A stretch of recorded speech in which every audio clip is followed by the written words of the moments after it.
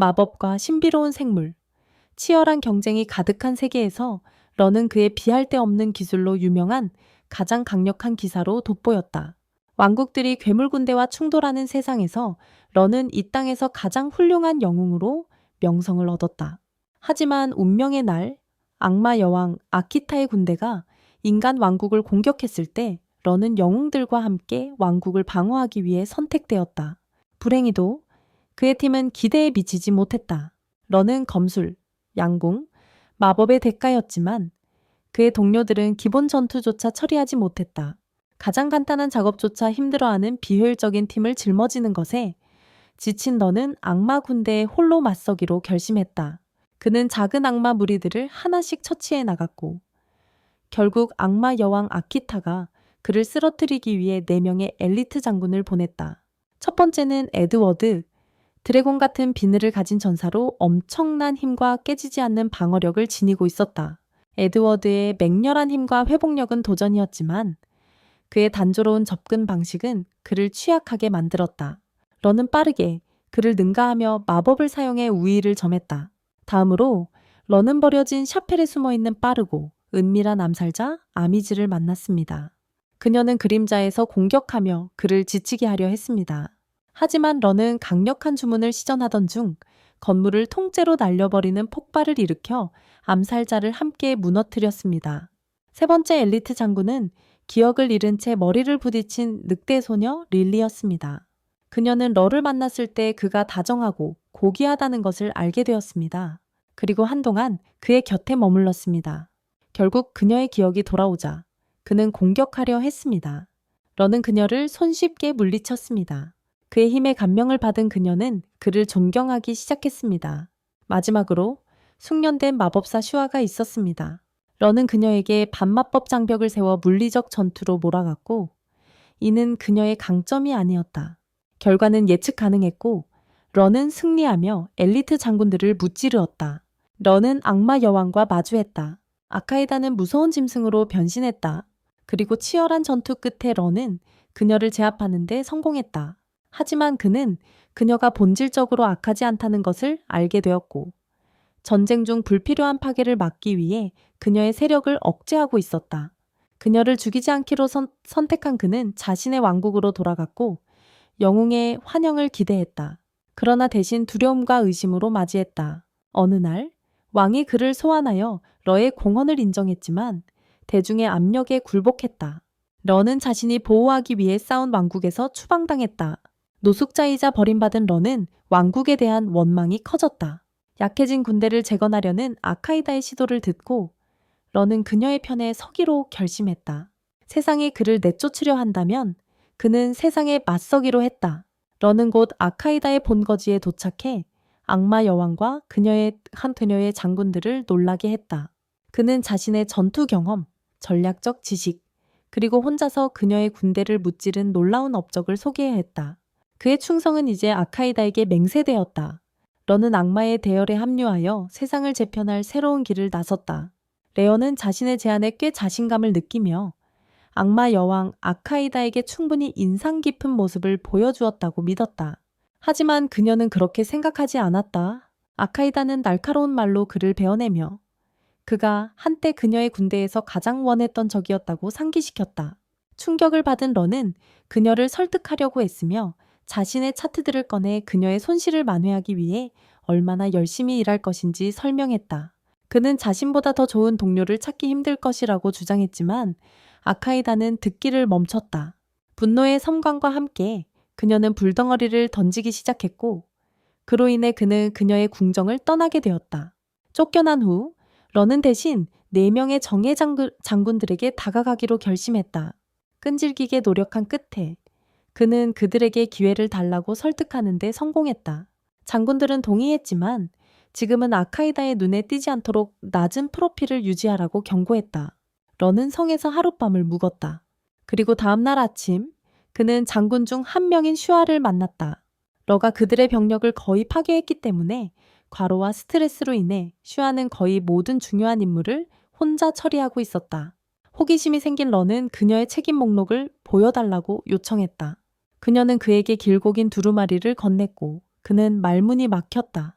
그녀는 혼자서 막대한 업무를 처리하고 있었다. 그는 왜 그녀가 일을 위임하지 않느냐고 물었고, 그녀는 다른 사람에게는 자신이 원하는 대로 일을 할 수 없다고 인정했다. 설령 일을 위임하더라도 그녀의 완벽주의 때문에 모든 것을 다시 확인하게 되어 더 많은 일이 생길 것이다. 러는 그녀의 업무 중 하나인 성의 만화 저장고를 보충하는 일을 선택했다. 이는 모든 것이 원활하게 운영되기 위해 필수적이었다. 슈아는 오직 그녀만이 저장고를 보충할 수 있다고 설명했다. 그녀의 마법 주파수가 특별히 조정되어 있었기 때문이다.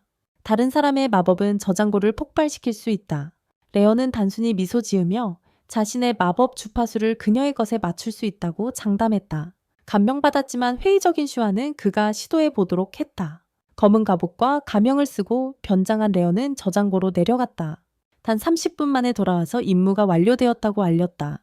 충격을 받은 슈아는 그에게 또 다른 임무를 내줬다. 하지만 레어, 이제 만화가 다 떨어져서 소파에 누워 마법의 눈이라는 주문을 활성화하며 그녀의 작업을 원격으로 감시했다.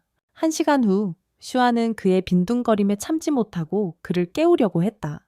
그러자 러는 중력 주문을 사용해 자신을 무겁게 만들어 그녀를 좌절하게 만들었다. 마침내 2시간 후 슈아는 인내심을 잃고 지팡이를 소환하며 아키타의 명령에 어긋난 이 기회를 주기 위해 그녀가 한 행동임을 상기시켰다. 러는 긴장하는 척하며 그녀를 달래려고 했다. 하지만 그녀는 듣지 않았다.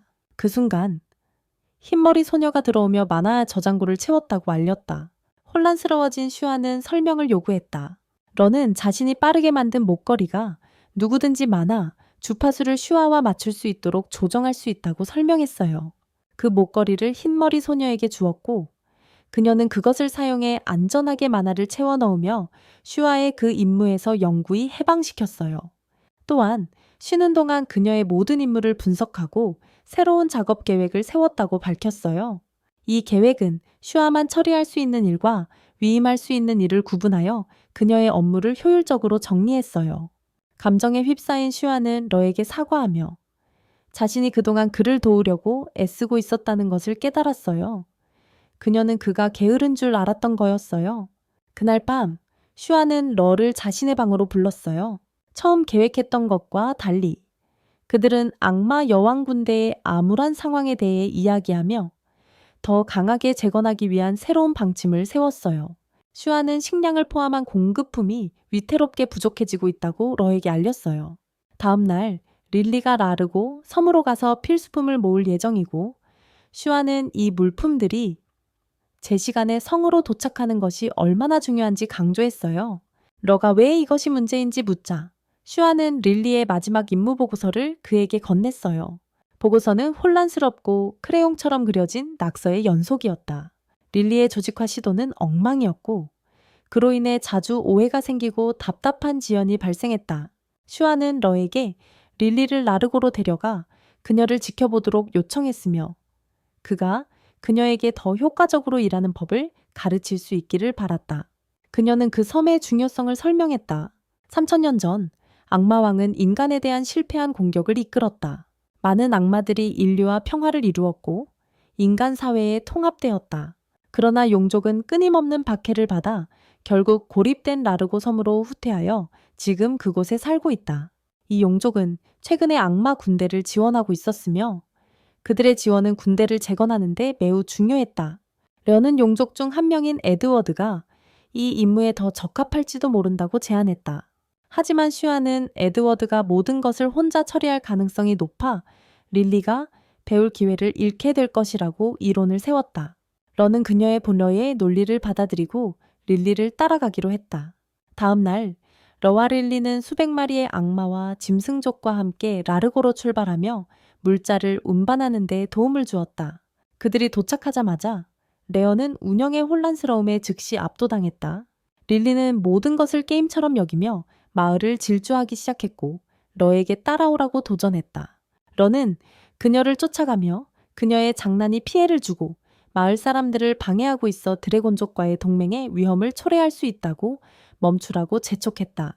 그가 마침내 그녀를 따라잡았을 때 러는 릴리에게 집중하라고 상기시켰다. 하지만 그녀는 그를 무시하고 악마들에게 물자를 운반차에 실으라고 지시한 후 휴식을 취하라고 했다. 레어는 섬을 관찰하면서 일이 얼마나 비효율적으로 진행되고 있는지 주목했다.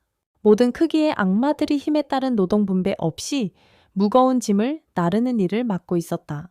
러는 각 악마의 능력에 따라 작업을 할당하며 조직을 개선할 방법을 구상하기 시작했다. 레어는 더 탐험하면서 그 지역이 황폐해져 있다는 것을 알아차리고 한 악마에게 기본적인 수리를 맡기기로 했다. 악마는 거절하며 자신은 장군의 명령만 따른다고 말했다. 좌절한 러는 자신의 텐트로 돌아갔고 자신의 행동의 결과를 전혀 인식하지 못하는 것 같은 릴리를 이끄는 것이 얼마나 힘든 일인지에 압도당했다. 그는 드래곤족이 그들의 무모한 행동에 지치면 지원을 철회할 수 있다는 것이 재앙이 될 것이라고 걱정했다. 러가 상황을 곰곰이 생각하고 있을 때 릴리가 텐트에 들어와 그의 좌절감을 알아차렸다. 걱정한 릴리는 그를 눕히게 하고 약을 구하기 위해 물자를 교환하려고 급히 나갔다. 그녀의 친절에 감동한 러는 깨달음을 얻었고 그녀의 성숙함을 다른 접근 방식으로 격려할 수 있다는 것을 깨달았다. 릴리가 약을 가지고 돌아왔을 때 러는 더 아픈 모습으로 보였고 독사에게 물렸다고 주장했다. 실제로 그는 스스로 뱀을 소환했으며 원할 때마다 독의 효과를 없앨 수 있었다. 그는 릴리에게 자신의 유일한 희망은 섬의 동쪽에서 발견되는 특별한 허브 혼합물이라고 말했다. 릴리는 눈에 띄게 놀라며 약초를 찾으려 준비했고 그를 도우려는 결심을 했다. 러는 이것을 그녀를 안내할 완벽한 기회로 보고 책임감을 불러일으키기를 바라며 그녀가 자신의 의무를 더 신중하고 헌신적으로 다루도록 가르치기를 희망했다. 릴리가 급히 달려가자 러는 독의 효과를 풀고 그의 마법의 눈을 보내 그녀를 따라가게 했다. 그는 그녀의 길에 일련의 도전을 설정해 놓았고 그것들이 그녀가 자신의 악마 동맹에게 도움을 요청하도록 가르치기를 바랐다. 들판을 질주하며 릴리는 신성한 늑대 형태로 변신하여 속도와 힘이 크게 증가했다. 얼마 지나지 않아 그녀는 첫 번째 장애물인 길을 막고 있는 거대한 바위에 부딪혔다. 레어는 그것에 무적 마법을 걸어 어떤 공격에도 면역이 되도록 했다. 릴리는 바위를 향해 돌진하며 반복적으로 부딪혔고 그녀의 노력은 거의 흠집 하나 남기지 못하자 점점 좌절감을 느꼈다. 러는 그녀가 근처 마을의 마법사들에게 도움을 요청하기를 바랐지만 그들은 쉽게 바위를 치울 수 있었다. 하지만 그의 놀라움과는 달리 릴리의 끈질긴 머리박치는 작은 균열을 만들었다.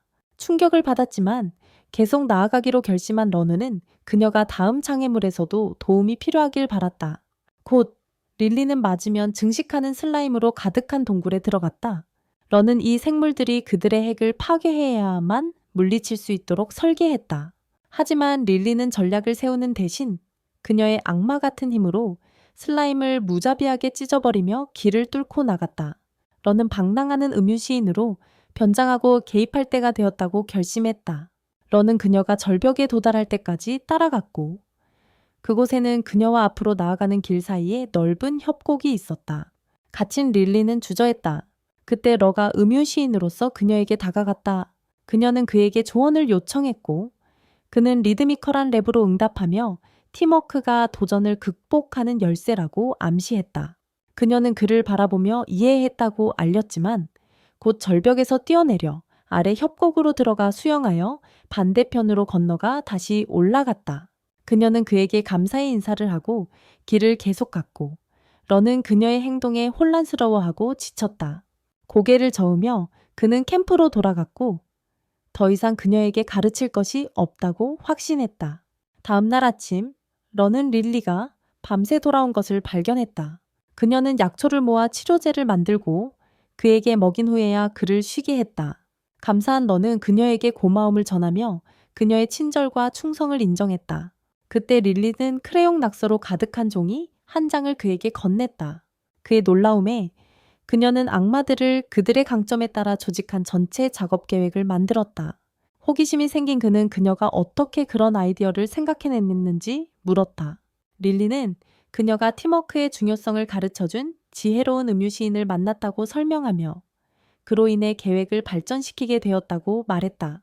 기뻐한 러는 그녀가 자신이 생각했던 것보다 더 통찰력이 있다는 것을 깨달았다.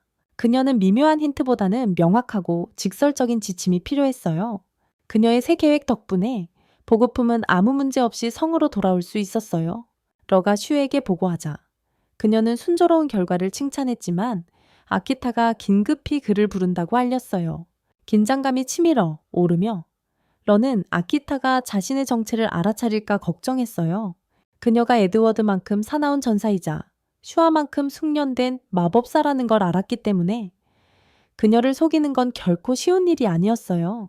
하지만 만약 그가 늑장 부린다면 그녀는 의심을 품을지도 몰랐어요.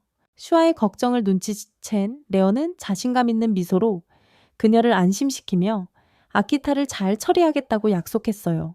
단단한 결의로 그는 여왕의 소환에 대비하며 앞으로 닥칠 어떤 일이든 맞설 준비를 했어요. 러는 검은 갑옷을 입고 아키타의 방으로 향했어요. 그곳에서 예상치 못하게 유쾌하고 약간 취한 듯한 아키타를 만났어요. 그녀는 따뜻하게 그를 맞이하며 슈아의 업무를 덜어주고 릴리가 더 조직적으로 될 수 있도록 도운 사람을 만나고 싶었다고 말했어요. 그녀는 그를 여러 지역의 음식과 다양한 술병이 가득한 긴 테이블로 안내하며 함께 앉아 음식을 즐기자고 초대했다. 테이블에 앉은 러는 아키타와 함께 대화하며 차분하게 식사하고 음료를 마시려고 했다. 하지만 곧 그녀는 뭔가 이상한 점을 알아챘다. 왜 그는 먹고 마시는 동안에도 헬멧을 벗지 않고 있었을까? 그녀는 그가 헬멧을 벗으라고 고집했다. 당황한 레어는 자신이 너무 매력 없어서 자신을 바라보는 누구라도 겁을 먹을 것이라고 농담했다. 그래서 그는 갑옷을 벗지 않아야 했다. 변명에 신경 쓸 만큼 취한 아키타는 직접 그의 헬멧을 벗기려 했다. 예상치 못한 상황에 러는 간신히 다른 인간의 얼굴로 변신할 수 있었다. 그녀는 놀란 표정을 지었고 분명 악마를 기대했지만 어깨를 으쓱하며 다시 자리에 앉았다. 대화가 계속되자 러는 그녀에게 더 많은 와인을 긴장하며 따랐다. 그녀가 곧 기절하기를 바랐다. 하지만 아키타는 만만치 않은 술꾼이었고 결국 잔을 포기하고 병에서 직접 마시기 시작했다. 잠시 멈춘 그녀는 인간과 악마 모두 자신의 군대에 환영한다고 언급했다. 그녀는 기회를 보고 차별하지 않았다. 러는 그녀의 대열에 인간을 받아들인다면 왜 영웅 러를 허락하지 않느냐고 가볍게 물었다. 그녀의 표정은 즉시 어두워졌고 그녀는 영웅을 자신의 군대에서 절대 신뢰할 수 없는 위협이라고 불평했다. 그녀는 그가 1000명의 병사만큼 강할 수는 있지만 내부에서 악마 군대를 파괴할 위험이 너무 크기 때문에 받아들일 수 없다고 인정했다. 그녀는 또한 그가 바로 자신이 철학자의 도를 얻지 못한 이유라고 밝혔다. 그 돌은 자신의 목표에 더 가까워질 수 있었던 것이다. 러는 아키타가 철학자의 도를 추구하고 있다는 사실에 놀랐다. 그 전설적인 유물은 황무지를 푸른 들판으로 바꾸고 심지어 불사의 힘을 부여한다고 전해졌다. 그는 궁금해졌다.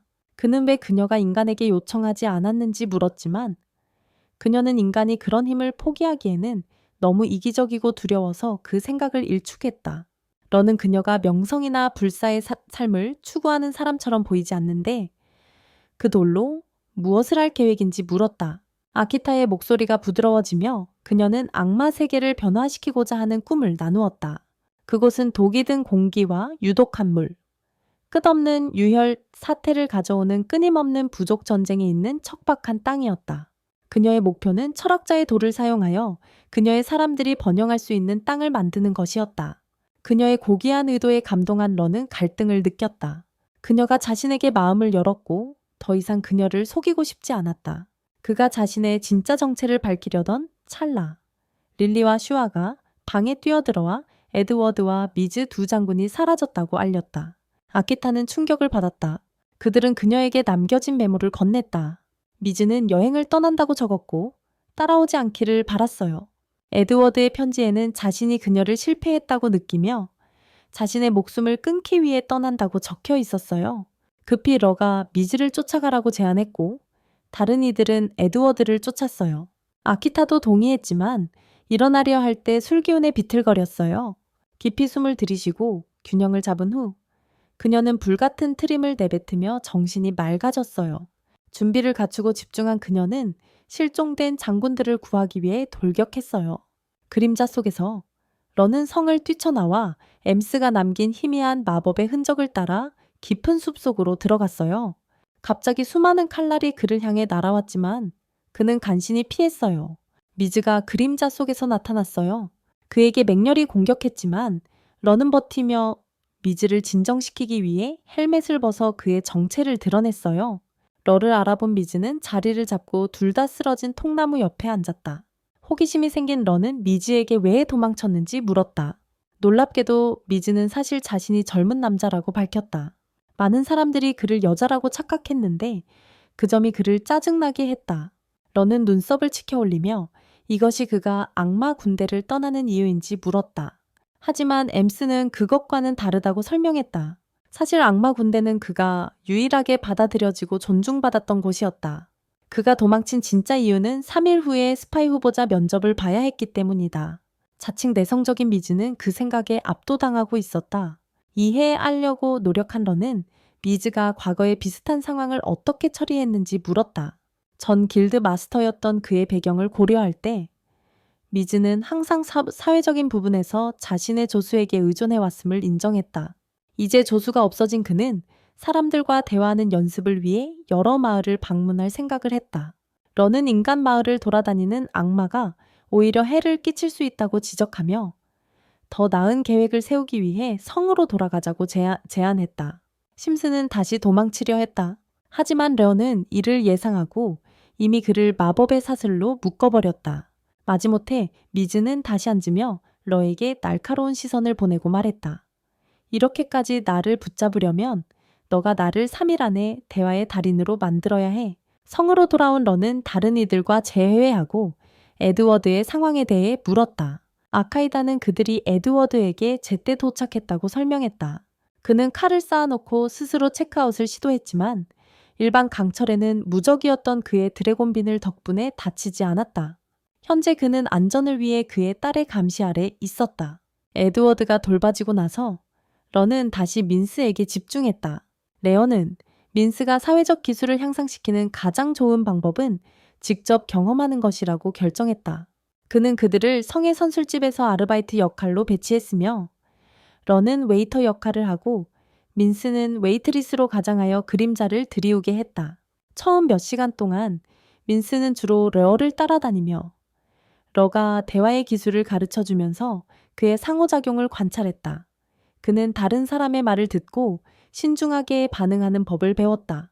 결국 러는 민스에게 혼자서 주문을 받게 했다. 바로 그때 시끄러운 늑대 악마 무리들이 선술집에 난입해 소란을 피웠다. 민스는 자신감 있게 그들에게 다가가서 무엇을 원하느냐고 물었다. 무리의 우두머리는 거칠게 고기와 와인을 요구했다. 민스는 차분하게 그가 어떤 고기를 좋아하는지 묻고 장난스럽게 제안을 던졌다. 그러나 우두머리는 그를 무시했고 그를 쉬운 목표로 착각하여 괴롭히기 시작했다. 민스는 이미 참을 수 없었다. 주저함 없이 그는 리더의 팔을 잠궈 부러뜨렸다. 그룹의 다른 멤버들이 그에게 달려들었지만 미즈는 재빠르게 그들을 제압하고 모두 선술집 밖으로 던져버렸다. 근무가 끝난 후 그들은 러의 숙소로 돌아갔고 러는 미스의 발전을 축하하며 여러 면에서 잘했다고 말했다. 미스는 러의 지도에 감사하며 그 어느 때보다 사회적 기술에 자신감을 느꼈다. 레어는 미스의 훈련을 아직 끝내지 않았다. 그는 모의 면접을 하자고 제안했다. 미스가 면접관 역할을 하고 러가 지원자 역할을 하는 것이다. 이렇게 하면 미스가 빠르게 배울 수 있다고 설명했다. 미스를 격려하며 무엇이든 물어보라고 하자. 러는 솔직한 답변을 하겠다고 약속했다. 스미스는 주저하지 않았다. 그는 러에게 왜 진정으로 아키타의 군대에 합류했는지 직접 물어보며 러의 인류에 대한 의도를 의심했다. 질문에 당황한 러는 유머로 넘기려 했지만 미세스는 계속해서 그에게 진짜 대답을 요구했다. 스미스는 자신의 복잡한 과거를 설명하기 시작했다. 그는 반악마와 반인간으로 태어나 인간 사회에 의해 거부당했다. 결국 그는 스파이 조직에 팔려가 암살자로 훈련받았고 디스포저블 툴처럼 취급받았다. 그의 능력 덕분에 살아남았지만 잔인한 대우는 인류에 대한 깊은 증오를 키웠다. 그래서 그는 아키타의 인간에 대한 십자군 전쟁 소식을 듣고 비밀리에 그녀를 도왔다. 한 번은 그녀가 주요 도시를 포위할 때 그는 그녀의 군대를 위해 주 출입구를 열어주었고 그녀의 군대가 도시 사람들을 학살할 것이라고 예상했다. 그의 충격 속에 아키타는 가능한 많은 생명을 구하고 부패한 관리들을 체포하며 도시의 재산과 식량을 가난한 사람들에게 재분배했다. 도시 사람들은 그녀를 이전의 지도자들보다 더 존경하게 되었고 심지어 그녀를 기리기 위해 잔치를 열기도 했다. 그는 그녀의 행동에 감명을 받아 아키타에게 다가갔고 결국 그녀의 가장 신뢰받는 장군 중 한 명이 되어 스파이 네트워크를 운영하게 되었다. 그의 인류 파괴의 진정한 목표는 그녀에게 숨겨진 것이었다. 그의 계획은 순조롭게 진행되었지만 러가 등장하면서 그의 경력이 무너졌다. 그는 러에게 자신이 패배했던 날을 상기시켰고 그때 러에게 즉시 목숨을 끊으라고 경고했으며 그렇지 않으면 인류가 대가를 치르게 할 것이라고 말했다. 레어는 그에게 세상을 탐험하고 새로운 사람들을 만나보라고 말하며 상황이 그렇게 암울하지 않다고 했다. 러는 미스의 예시의 이야기에 감동받아 자신의 이야기를 나누기로 결심했다. 그는 미스에게 오래전 이 땅이 일본으로 알려진 매우 발전된 국가였다고 말했다. 어느 날 땅이 갈라지고 지하 세계에서 악마와 괴물들이 쏟아져 나와 지구의 따뜻함에 이끌렸지만 인간과 공존할 생각은 없었다. 그리하여 인간과 악마 사이의 잔혹한 전쟁이 시작되었다. 상대적으로 약한 인간들은 방역하기 위해 고군분투했으며 종종 하나의 악마를 물리치기 위해서는 여러 사람이 필요했다. 균형을 맞추기 위해 과학자들은 인간 DNA와 악마의 DNA를 결합하여 슈퍼솔저를 만들었다. 레어는 이러한 하이브리드 중 하나로 힘든 수정 과정을 견뎌낸 유일한 생존자였다. 그는 인류의 궁극적인 무기가 되어 수많은 악마의 침공으로부터 그들을 방어했다. 하지만 전투가 끝나자 인류는 그를 완전히 잊어버렸다. 미스는 그를 믿을 수 없다는 듯 바라보며 자신을 내버려둔 사람들을 위해 그렇게 많은 것을 희생한 후에 씁쓸함을 느끼지 않냐고 물었다. 레어는 왕국을 떠나게 된 것이 사실은 자신을 해방시켜 주었고 수세기 동안 맡아왔던 독성 역할에서 벗어났다고 설명했다. 그는 더 이상 인류의 생존에 책임을 느끼지 않았고 드디어 한 발 물러설 수 있었다. 미스는 놀라워하며 러에게 인류를 얼마나 오랫동안 보호해왔는지 물었다. 러는 1000년이 지나고 나서는 새는 것을 잊었다고 대답했다. 그는 또한 한 세기 전에 이전 악마 왕을 물리치기 위해 나타난 신비로운 현자라고 덧붙였고 미스는 완전히 충격을 받았다. 러의 이야기에 여전히 충격을 받은 미스는 하루에 들을 만큼 충분하다고 생각하고 쉬러 가기로 했다. 다음날 아키타가 러를 호출하여 에드워드에 편지를 건넸다. 편지에서 에드워드는 자신이 지휘관으로서의 역할을 내려놓겠다고 발표하며 리더로서 적합하지 않다고 느꼈다. 최근 그는 괴물 키메라와의 전투에서 자신의 군대를 이끌었다. 그런 괴물과 싸우는 법을 가르치려 했지만 에드워드는 그들 중 누구도 그런 생물을 만난 적이 없고 너무 겁먹어 대면하기를 주저하는 모습에 실망했다. 에드워드는 그들을 눈송이라고 부르기 시작하며 자신이 그 나이였을 때 비슷한 괴물들을 손쉽게 처리했던 이야기를 자랑했다. 답답함에 그는 실패에 대한 전적인 책임을 지고 지휘관직을 내려놓고 딸인 줄리엣에게 역할을 넘겼다.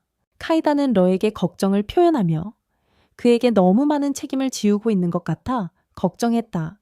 러는 그녀를 안심시키며 자신이 처리할 것이고 도움이 필요하면 연락하겠다고 말했다. 결심한 그는 상황에 대해 더 이해하기 위해 줄리엣을 찾으러 갔다. 줄리엣을 만났을 때 그녀는 문제의 원인이 에드워드의 비현실적인 기대에 있다고 설명했다. 그는 모든 악마가 자신만큼 강해야 한다고 생각했지만 각 악마마다 고유한 강점과 약점이 있다는 사실을 깨닫지 못했다. 에드워드는 전투에 대한 드문 재능을 타고났지만 자신의 힘이 순전히 노력의 결과라고 착각했다. 줄리엣은 자신이 아버지를 깊이 존경한다고 인정했다. 그는 항상 그녀 곁에 있었지만 그녀는 그가 현실을 깨달아야 한다는 것을 알고 있었고 러가 그에게 모두가 각자의 능력을 가지고 있다는 것을 이해시키길 바랐다. 러는 귀 기울여 듣고 계획을 세웠다. 그는 줄리엣과 릴리를 데리고 광산 현장으로 갔다. 그곳에서 릴리의 팀이 최근 고대 기계 골렘, 인류가 첨단 기술을 가졌던 시기의 유물인 골렘을 발견했다. 이 골렘은 강력한 악마들을 상대로 특별히 만들어졌으며 러는 이것이 에드워드에게 완벽한 교훈이 될 것이라고 믿었다. 그는 골렘을 활성화시키고 그것이 에드워드의 훈련장으로 다가가게 했다. 그리고 자신과 다른 이들에게 투명 마법을 걸어 무언가 일어나는 모습을 관찰했다. 거대한 골렘이 숲속에서 나타나 에드워드와 그의 부대 쪽으로 움직이기 시작했다. 경보를 들은 병사들은 후퇴하려 했지만 에드워드는 공격하라고 명령했다. 그들의 용기에도 불구하고 무기는 고블린의 튼튼한 갑옷에 거의 상처를 내지 못했습니다. 좌절한 그들은 에드워드에게 달려가며 방어를 뚫을 수 없다고 주장했습니다. 물러서지 않으려는 에드워드는 그들이 제자리에 서 있기를 촉구했습니다. 그러나 곧 고블린은 강력한 레이저를 충전하여 병사들을 향해 직격으로 발사했습니다. 심각한 위험을 직감한 러가 제때 보호막을 시전하여 산을 무너뜨릴 수 있었던 폭발로부터 병사들을 지켜냈습니다. 고블린이 또 다른 빔을 쏘자 러는 다시 그것을 튕겨냈습니다. 그러나 병사들은 두려움에 휩싸여 결국 도망쳤고 에드워드만이 남아 굴하지 않겠다는 결의를 다졌습니다. 에드워드는 고블린에게 돌진했지만 고블린은 레이저검을 꺼냈습니다.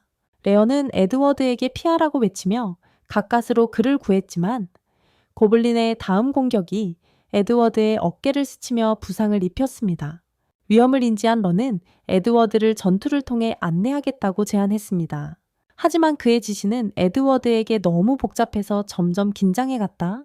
좌절한 러는 전술을 이해하지 못한 에드워드를 바보 샌드위치라고 불렀다. 그러자 에드워드는 그것이 러에게는 기본 지식일 수 있다고 반박했다. 하지만 다른 누구도 그런 적과 싸워본 경험이 없었다. 그것이 바로 러가 그에게 이해시키고 싶었던 것이었다. 레어는 에드워드에게 골렘의 검을 옆에서 가격해 부수라고 지시했다. 러의 안내 덕분에 에드워드는 무기를 부술 수 있었다. 그때 줄리엣이 나서서 아버지에게 골렘의 몸통을 겨냥하라고 격려했다. 기계의 약점인 그곳, 그들은 함께 골렘의 위협을 끝냈다. 그리고 겸손해진 에드워드는 마침내 힘만으로는 충분하지 않다는 것을 이해하기 시작했다. 전략과 팀워크도 똑같이 중요했다. 에드워드는 딸 줄리엣의 조언을 받아들여 자신의 무기를 골렘의 몸통에 찔러 넣어 무력화시켰다. 그러나 골렘은 이상한 소리를 내며 지원을 요청하는 신호를 보냈다. 갑자기 3개의 골렘이 근처 동굴에서 나타나 전장으로 향하기 시작했다. 다행히 아카이다는 이 상황을 예상하고 이미 동굴에 있었다. 그녀는 강력한 불 마법을 사용해 일련의 불꽃 폭발을 일으켜 골렘들이 전장에 도달하기 전에 잔해로 만들었다. 그 후 러는 에드워드와 대화하며 그의 병사들에게 기본기를 가르치는 데 집중해야 한다고 설명했다. 에드워드가 처음에 골렘과 싸우는 방법을 몰랐던 것처럼 그의 병사들도 키메라 같은 생물을 다루는 방법을 이해하지 못했다. 러는 에드워드에게 기본에 집중하라고 조언하며 그의 병사들이 앞으로의 전투에서 더 강하고 적응력 있게 성장할 수 있도록 도와야 한다고 말했다.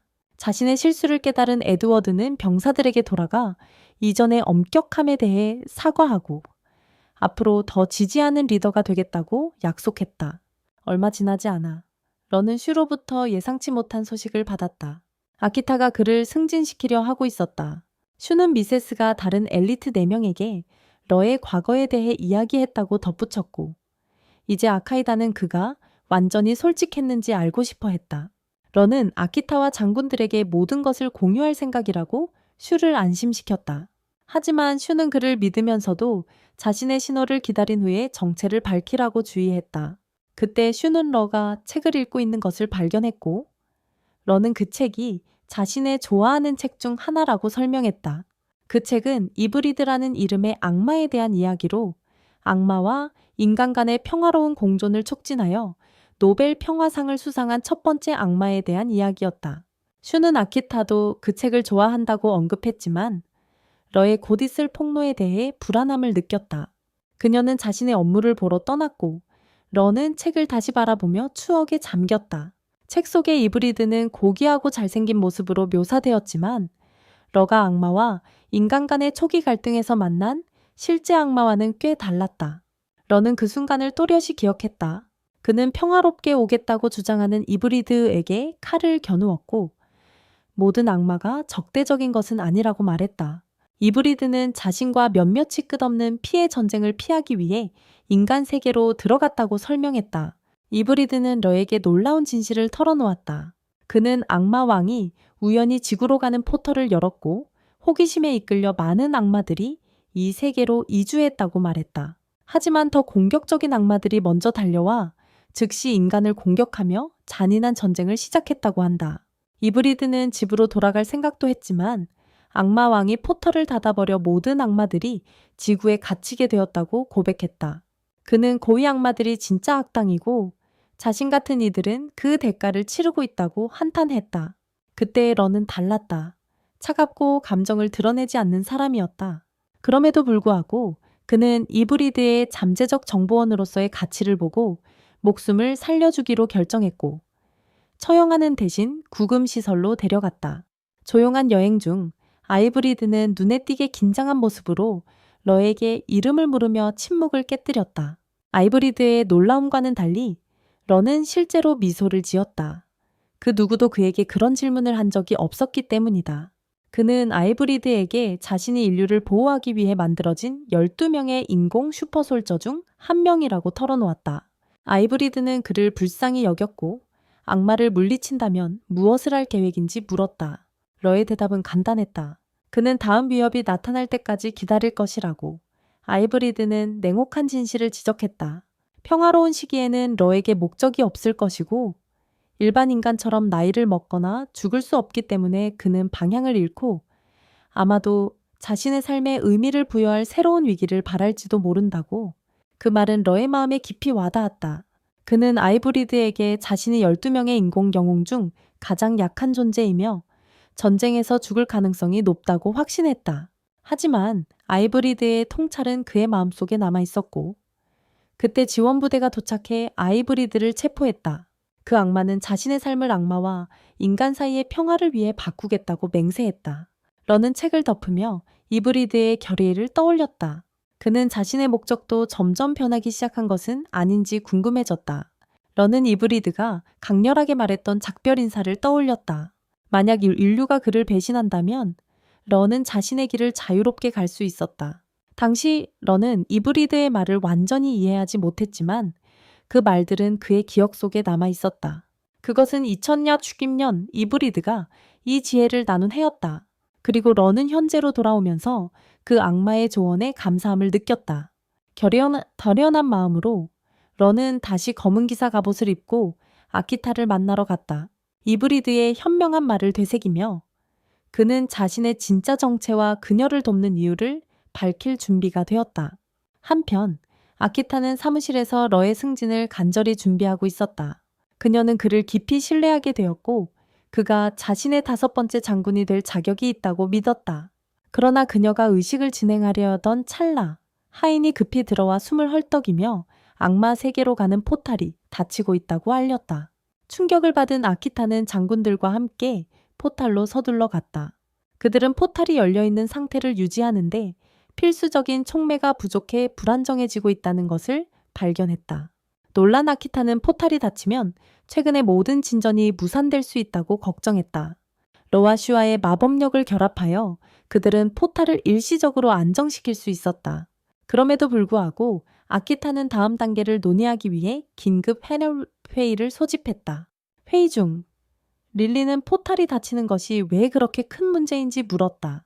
아키타는 만약 포탈이 닫히면 새로운 포탈을 여는데 수세기가 걸릴 수 있으며 악마 세계는 도움의 수단 없이 계속 고통받게 될 것이라고 설명했다. 그녀는 포털이 영원히 닫히기 전에 행동 방침을 결정할 시간이 단 일주일밖에 남지 않았다고 선언했다. 슈아는 2가지 옵션을 제안했다.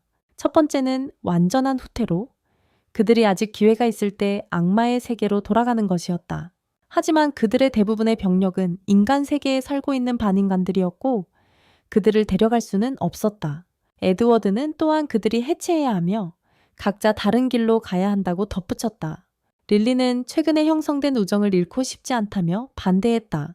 시와는 그 다음으로 2번째, 더 위험한 아이디어를 제시했다. 모든 힘을 모아 즉각적으로 인간 수도를 공격하여 철학자의 돌을 빼앗는 것이었다. 하지만 장군들은 의구심을 품었다. 그들의 군대는 약해졌고 현재 상태로는 인간들조차 그들을 저지할 수 있을 것 같았다. 인류의 동맹으로서 러를 여전히 바라보던 아키타는 그와 다시 마주하는 것에 떨림을 느꼈다. 그녀는 변장한 러에게 인간 영웅을 만난 적이 있는지 물었다. 그는 그에 대한 이야기를 들은 적만 있다고 대답했다. 아키타는 자신의 경험을 이야기하며 한때 러와 전력을 다해 싸웠지만 패배했다는 것을 인정했다. 그녀는 그를 괴물 같은 힘으로 묘사하며 지금 전쟁을 한다면 그가 그들을 전멸시킬 것이라고 경고했다. 비록 그녀는 죽는 것을 두려워하지 않았지만 아키타는 자신의 민족을 확실한 파멸로 이끌고 싶지 않았다. 그래서 그녀는 더 안전한 길을 선택하기로 결심하고 군대를 해산하라고 명령하며 자신과 슈아가 악마의 영역으로 돌아갈 것이라고 발표했다. 이 소식은 모두를 놀라게 했다. 릴리는 아키타에게 러가 이제 그들의 편이라는 것을 안심시키고 싶었지만 슈아가 조심스럽게 그녀를 막아 아무것도 드러내지 못하게 했다. 아키타는 슈아의 침묵이 다른 이들의 반대를 피하기 위한 것이라고 생각하며 창가로 걸어갔다. 그녀는 충성스러운 장군들에게 감사하며 눈물을 참으려 애쓰며 악마의 영역을 돕기 위한 새로운 방법을 찾기로 결심했다. 잠시 그녀는 철학자의 돌을 사용해 악마의 영역을 그녀의 백성이 번영할 수 있는 곳으로 변모시키려는 꿈을 떠올렸다. 그 비전을 위해 그녀는 왕비가 되기 위해 열심히 노력했지만 이제는 희망이 없는 것처럼 보였다. 그녀의 절망에 감동했다. 러가 앞으로 나아가 헬멧을 벗었다. 그는 아키타에게 철학자의 돌이 기적적인 소원을 이루어주는 유물은 아니라고 말했다. 대신 그것은 미세 블랙홀에 의해 무한한 에너지를 생성하는 고급 기술 시대의 유물이었다. 그는 자신이 아는 한 아무도 그 힘을 완전히 다룰 줄 아는 사람이 없다고 설명했다. 그러나 전설에 따르면 그 비밀을 풀 수 있는 매뉴얼이 존재하며 인간들은 수세기 동안 그것을 찾으려 했지만 성공하지 못했다. 그가 아키타에게 다가가자 그녀의 시선이 그에게로 향했다. 그녀는 그의 얼굴을 아직 뚜렷하게 보지 못했지만 아키타는 인간과 함께 매뉴얼을 찾으려 해도 결국 헛수고일 것이라는 것을 깨닫고 한숨을 쉬었다. 그들은 여전히 그들에게서 철학자의 돌을 가져와야 했다. 그녀는 희망을 잃기 시작했다. 하지만 러가 그녀를 방해하며 사실 인간 세계에는 2개의 하시퍼 돌이 있으며 그녀는 그중 하나만 필요하다고 말했다. 희망의 불꽃이 아키타의 눈에 떠올랐다. 하지만 그녀는 아직 러를 직접 바라보지 않았다. 그는 그녀에게 긴장을 풀고 드디어 돌아보라고 말했다. 그녀가 돌아보자 그녀는 얼어붙었다.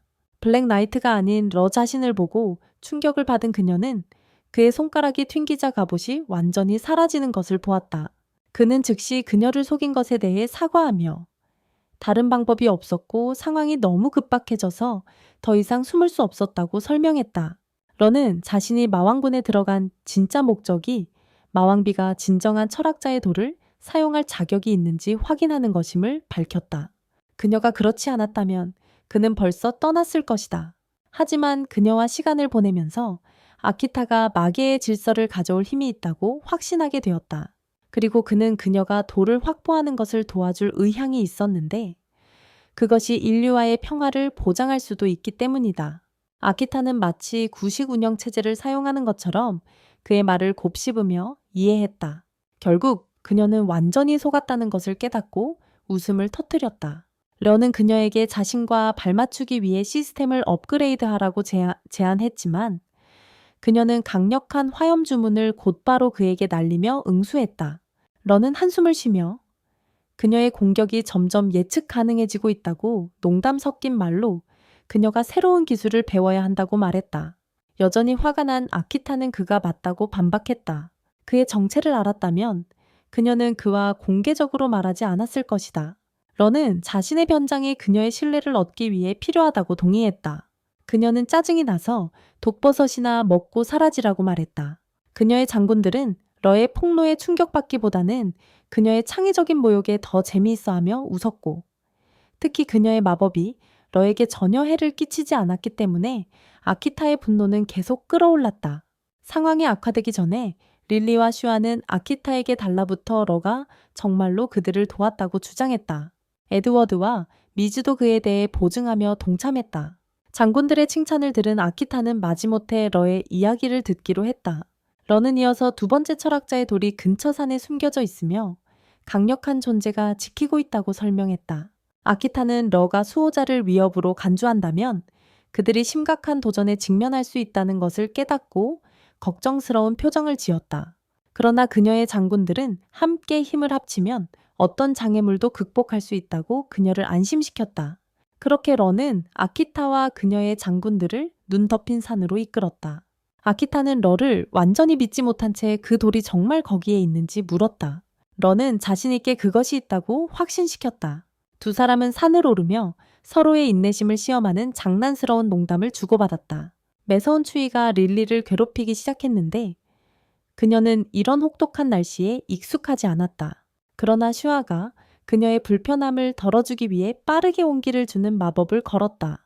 마침내 러는 앞쪽의 본구리를 가리키며 그 돌이 그곳에서 그들을 기다리고 있다고 말했다.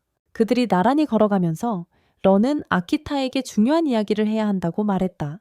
러는 철학자의 돌이 수년간 그의 프로젝트였으며 이제 그것을 악마들에게 맡길 계획이므로 그 진정한 본질을 이해하기를 원한다고 밝혔다. 그는 그 돌이 사막을 꽃피우거나 물을 포도주로 바꿀 수 있는 마법의 장치가 아니라 강력한 에너지 생성기라고 설명했다. 레어는 아키타에게 그것을 소유하게 되면 인류와 평화를 추구하라고 촉구하며 양측이 함께 매뉴얼을 찾아 돌의 잠재력을 최대한 발휘할 수 있도록 하기를 바랐다. 아키타는 얼마 전만 해도 인간과의 진정한 평화는 불가능하다고 생각했었다고 인정했다. 하지만 레어 덕분에 이제 그녀는 상황을 다르게 보게 되었다. 러는 그녀에게 평화가 이루어질 수 있더라도 앞으로 힘든 길이 될 것이라고 경고했다. 아키타는 역사상 가장 강력한 악마 여왕으로서 어떻게든 해내겠다고 선언했다. 러는 그녀의 결단력을 칭찬하며 미소 지었지만 아키타는 그의 눈에 잠깐 스쳐 지나간 우울한 표정을 놓칠 수 없었다. 하지만 그녀가 그것에 대해 질문하기도 전에 레어는 다시 웃으며 가장 강력한 악마 여왕도 자신에게는 상대가 되지 않을 것이라고 놀렸다. 장난스러운 눈싸움 후 러와 아키타는 두 사람이 이렇게 잘 지내는 모습을 보고 기뻐하는 장군들과 함께 웃고 있었다. 가벼운 순간 속에서 아키타는 진지해져서 러에게 고대 기계 문명에 대해 어떻게 알게 되었는지 물었다. 그 문명은 악마가 인간 세계를 처음 침략한 3000년 전쯤 존재했다고 전해진다. 레어는 단순히 그때부터 존재해 왔다고 대답했고 아키타는 이해하기 힘들어했다. 그는 악마와 싸우기 위해 만들어진 인공 생체 무기였으며 어떤 도전에도 적응하고 개선할 수 있는 독특한 능력을 가지고 있었다. 그는 자신이 3000년에 힘들게 쌓아온 경험의 산물임을 밝혔습니다. 아키타는 마침내 그의 힘의 깊이를 이해하며 만약 그의 진짜 힘을 알았다면 결코 인류에게 전쟁을 걸지 않았을 것이라고 말했습니다. 러는 웃으며 그녀가 알지 못했다면 절대 만나지 못했을 것이라고 했습니다. 러는 계속해서 자신이 유일하게 살아남은 그의 종류임을 설명했습니다. 인류를 보호하는 단 하나의 목적을 가진 인공 영웅의 마지막 존재입니다. 수세기 동안 그는 여러 차례 세상을 구했고 평화의 시기에는 오히려 위험을 원하기 시작했으며 필요하다고 느끼기 위해서였습니다. 자신이 그렇게 열심히 싸워 이룬 평화를 즐기지 못한다는 것을 깨달았기 때문입니다. 그는 계속된 보호가 오히려 인류의 성장을 막고 있을지도 모른다고 생각했습니다. 그들은 스스로 살아남고 성장하는 법을 배울 것이기 때문입니다. 그들이 도전 과제에 맞서도록 내버려두면 그는 이러한 생각들이 그를 위기로 몰아넣고 있다고 인정하며 곧 자신이 맹세했던 모든 것을 배반하고 심지어 세상을 파괴할지도 모른다고 고백했습니다. 다시 한번 세상을 구하기 위해서라도 놀란 아키타는 반응하기 시작했습니다. 그러나 그녀가 하려던 찰나 다른 장군들이 도착했다. 그들은 잠시 멈춰서 풍경을 감상하며 강력한 수호자가 어디 있는지 물었다. 러가 앞으로 나서서 충격적인 선언을 했다. 그에게 내재된 철학자의 돌을 소유한 수호자는 없으며 그 돌은 그의 심장 속에 숨겨져 있어 무한한 에너지로 그를 힘차게 만든다는 것이었다. 그들이 그것을 원한다면 그의 차가운 시체에서 빼앗아야 할 것이라고 말했다. 레어는 자신을 마지막으로 소개하며 장군들은 말을 잃었다. 그는 더 이상 동맹이 아니라 악마 여왕 아키타를 물리쳤던 전 영웅이자 지금은 아무도 막지 않으면 인류를 파괴할 준비가 된 자였다. 슈아가 다가가려 했지만 러는 경고 사격을 쏘며 그녀를 멀리 떼어놓았다. 그는 만약 아키타가 진정으로 악마와 인간 모두에게 평화를 가져오고 싶다면 그와 맞서야 한다고 선언했다. 경고 없이 그는 그들을 향해 돌진하며 이번에는 인류를 구할 영웅이 되어 달라고 도전장을 내밀었다. 아키타는 눈앞에 강력한 전사를 바라보며 어린 시절의 기억이 떠올랐다. 그녀는 강력한 첫 번째 악마왕과 천재 두 번째 악마왕을 물리친 무서운 영웅에 대해 바드가 노래하던 것을 기억했다. 그녀는 언젠가 이 소위 영웅을 만난다면 그를 제자리에 두겠다고 자랑했던 적이 있다. 하지만 이제 그녀 앞에 서 있는 전설을 바라보며 그가 한때 싸웠던 모든 것의 화신이 되어버린 모습을 보며 그녀는 그를 어떻게 막을 수 있을지 궁금해졌다. 긴장된 침묵을 깨고 아키타는 러가 이 모든 것의 의미가 무엇인지 물었지만 그는 즉시 공격을 시작했다. 그의 끊임없는 타격은 그녀를 뒤로 밀어내며 그녀는 그가 잘못된 방향에서 일어난 것인지 물었다. 그의 공격이 강해지면서 그녀는 땅에 쓰러지고 주변의 바위를 부수었다. 아키타는 그의 다음 강력한 타격을 간신히 피하며 그의 공격의 원초적인 힘을 느꼈다. 러는 음침한 표정으로 자신이 세상을 보호하기 위해 만들어졌다고 중얼거렸다. 하지만 인류가 더 이상 그를 필요로 하지 않는다면 그는 그들을 혼란 속에 빠뜨려 그들의 필요를 깨닫게 할 것이라고 말했다. 그는 릴리를 향해 배웠지만 릴리는 가까스로 피했다. 아키타는 일어나며 소리쳤다. 오랫동안 지켜온 것을 왜 파괴하려 하는 거야? 러는 광기 어린 웃음을 터뜨리며 수천 년 동안 지구를 지켜온 자신이 가끔은 그것을 부수어도 된다고 말하며 미친 사람처럼 웃었다. 그는 강한 충격파를 보내 아키타를 쓰러뜨렸다. 그는 그녀를 내려치려고 했다. 그러나 에드워드가 개입하여 러의 검을 제때 막았다. 그는 러를 밀어내며 정신 차리라고 간절히 말했고 슈아는 그에게 제정신으로 돌아오라고 애원하며 외쳤다. 하지만 러의 차가운 표정은 그의 말을 듣고 있지 않음을 보여줬다. 러는 쉽게 에드워드를 밀어내며 그를 내려치려 했다. 그러나 슈아는 재빨리 반응하여 강력한 결속 주문을 시전해했다. 어둠의 에너지가 러를 둘러싸고 그를 사방에서 압사시키려는 감옥을 형성했다. 하지만 러는 자유를 얻고 에드워드를 잔인한 복부킥으로 날려보냈다. 그는 슈아를 향해 돌아서며 진지해지라고 도전했고 만약 그녀가 철학자의 도를 원한다면 자신을 죽여야 한다고 주장했다. 슈아는 아픈 표정을 지으며 러에게 그들의 우정과 그의 모든 약속이 아무 의미가 없었던 것인지 그가 그들을 진심으로 걱정한 적이 있었는지 질문했다. 러는 감정 없이 대답하며 그들이 자신을 끝내지 않으면 모두가 멸망할 것이라고 경고했다. 그 말과 함께 그는 슈아를 향해 마법 화살을 퍼부었다. 부상을 입은 에드워드는 그녀를 보호하며 그의 등에 폭발적인 타격을 받았다. 충격으로 무릎을 꿇자 러는 또 다른 공격을 위해 앞으로 돌진했다. 하지만 이번에는 아카이다가 개입하여 그의 공격을 막았다. 티워드는 약해져서 일어나기 위해 애썼고 슈아는 러의 의도가 치명적임을 깨달았다. 러가 자신의 좌절감을 소리쳤다.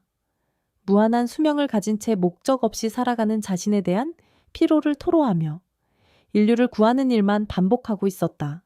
그는 끝없는 사명에 갇힌 느낌에 불평하며 자신을 버린 세상을 끝없이 지켜야 하는 부담에 시달렸다.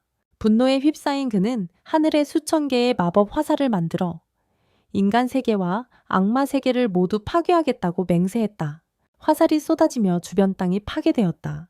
아카이더는 리리와 부인을 보호막으로 감싸고 슈아는 에드워드를 지켰다. 아카이더는 압도당하는 느낌을 받으며 러의 힘이 자신보다 훨씬 강하다는 것을 깨달았다. 그녀는 궁극의 주문을 사용할까 고민했지만 효과가 있을지 확신이 없었다. 갑자기 리리가 앞으로 나서며 러에게 멈추라고 간청했다. 그녀는 러가 라르고에서 보여준 친절함을 상기시키며 길을 잃었을 때 격려했던 기억을 떠올리게 했다. 이것이 바로 그녀가 그 친절에 보답할 기회라고 말하며 평화롭게 문제를 해결할 수 있다면 그의 고민을 들어주겠다고 제안했다.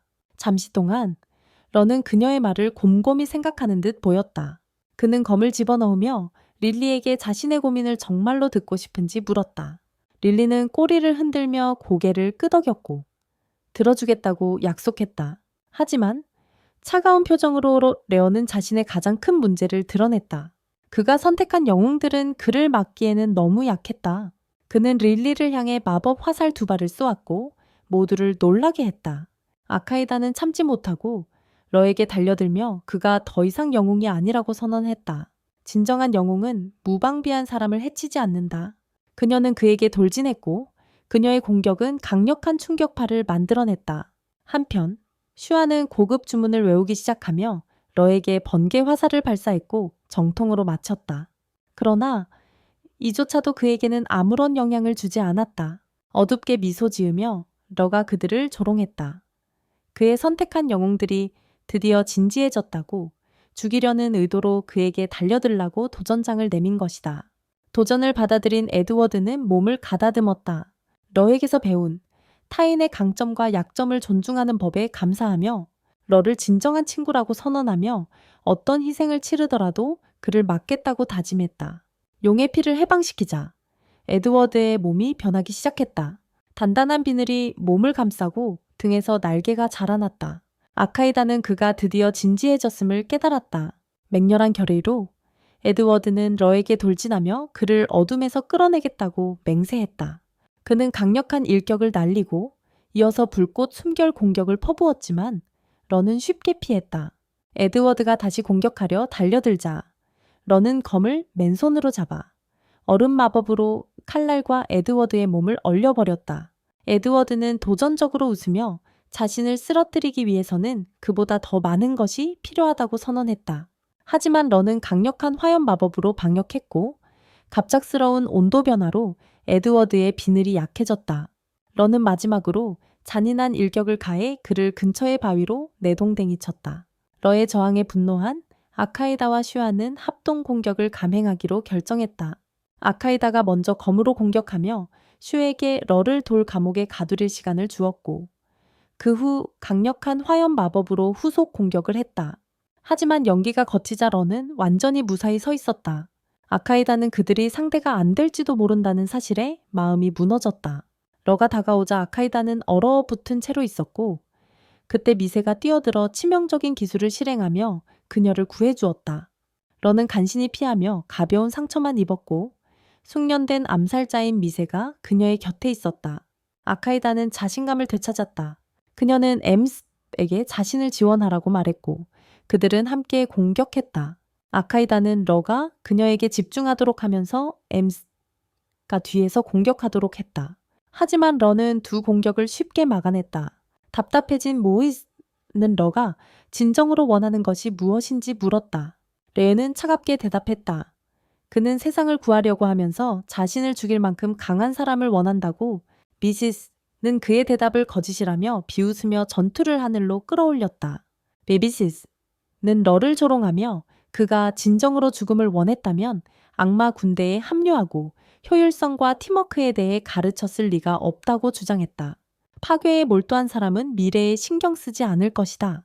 그들이 공중에서 충돌하는 동안 는 러를 혼란스럽게 하기 위해 그림자 분신을 만들며 그가 세상이나 인류를 파괴하고 싶지 않다고 외쳤다. 러는 각 분신을 하나씩 파괴하다가 미미스가 기습 공격을 시도하자 러의 손길에 마비되어 땅으로 떨어졌다. 러는 어둡게 웃으며 3명의 영웅이 이미 쓰러졌다고 선언하고 세상을 찢어 다시 구하겠다고 다짐했다. 그때 백색 늑대의 형태로 변신한 릴리가 러에게 돌진했다. 러는 한 팔로 그녀를 막으며 드디어 싸울 준비가 되었다고 말했다. 릴리는 그와 싸우고 싶지 않다고 울며 말했다. 그녀는 그를 도와주고 싶었고 그녀의 진정한 슬픔이 러의 마음에 닿았다. 하지만 그는 그녀를 재빨리 기절시켜 그녀를 무의식 상태로 남겼다. 그녀가 쓰러지는 모습을 보며 아카이다는 러가 인류와 악마의 힘을 합친 것보다도 강력한 괴물이라는 것을 깨달았다. 그녀는 그가 먼저 자신과 친구들을 죽이고 그 다음 인간을 없애고 마지막으로 악마를 없앨 것이라고 두려워했다. 더 이상 망설일 수 없다는 것을 알게 된 아카이다는 자신의 궁극적인 마법을 사용하기로 결심했다. 그녀는 정신적으로 슈에게 러를 40초 동안 막아달라고 요청했지만 그와 맞서 40초를 버틸 수 있을지 의심했다. 자신의 불안함에도 불구하고 슈아는 미소 지으며 임무를 받아들였다. 아키다는 그녀에게 고마움을 표하며 우리가 살아남으면 최고의 와인을 약속했고 마지막 주문을 위해 마법을 모으기 시작했다. 준비하는 동안 아키다는 아버지가 가르쳐준 주문을 떠올렸다. 전 전설의 마왕은 그가 왕위를 넘기기 전에 그녀에게 그것을 가르쳐 주었다. 그녀는 한때 그것을 구석기 시대의 유물, 고대 유물로 치부했었다. 하지만 아버지는 그것이 중요한 유산이라고 주장했고, 가장 위대한 마법사 중 한 명이 설계한 것이라고 했다. 이 주문은 특히 무적에 가까운 영웅을 무찌르기 위해 만들어진 것이었다. 비록 사용된 적은 없었고 그 효과도 검증되지 않았지만